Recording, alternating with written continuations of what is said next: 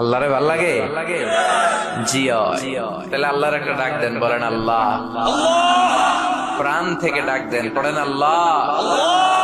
হৃদয় থেকে ডাকেন, বলেন আল্লাহ।